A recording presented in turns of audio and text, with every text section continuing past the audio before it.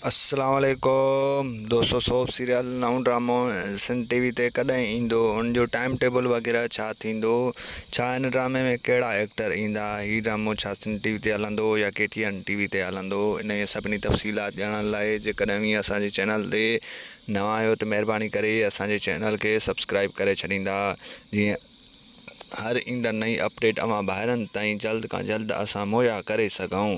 दोस्तों हाणे हलूं था ड्रामे जी तफ़सीलात जी तरफ़।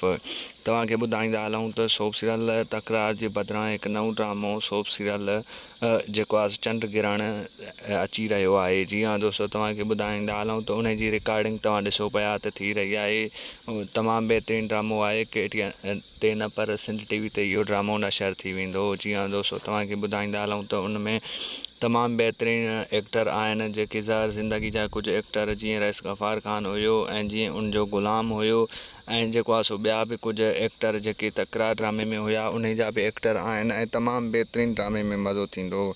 ऐं तव्हां ॿाहिरनि खे ॿुधाईंदा हलूं त हिन ड्रामे जी अञा रिकॉर्डिंग हले थी पई, रिकॉर्डिंग मुकमिल न आहे थी सघे थो त ईंदड़ सूमर खां जेको आहे ड्रामो नशर थी वञे, बहरहाल पक न आहे, छो जो पकी ॻाल्हि तॾहिं थींदी जॾहिं को प्रोमो वग़ैरह ॿुधायो वेंदो।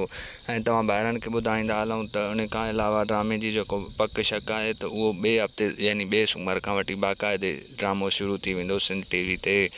ऐं अवां ॿाहिरनि खे ॿुधाईंदा हलूं त हिन जो टाइम टेबल वग़ैरह जेको हूंदो, या त उहो जेको आहे सो तकरार वारो टाइम टेबल 7:15 वारो साॻियो हूंदो, या मोहबत जो माॻ जेको 8:15 बजे हलंदो हुयो उहो हिन जो टाइम टेबल वग़ैरह हूंदो। ऐं इन खां अलावा ॿिया बि हिन ड्रामे में जेको आहे तमामु बहितरीनु एक्टर आहिनि। जीअं जीअं हिन जो प्रोमो ईंदो वेंदो अवां ॿाहिरनि खे अपडेट ॾींदा वेंदासीं। जी हाँ दोस्तों, अव्हांखे मुंहिंजो रिपोर्ट कीअं लॻो कमेंट में पंहिंजो राय ॾींदा। वठंदासीं इजाज़त, मिलंदासीं नई वीडियो में, ॾींदा इजाज़त, तेसिताईं रखंदा पंहिंजो ख़्यालु। अल्लाह हाफ़िज़।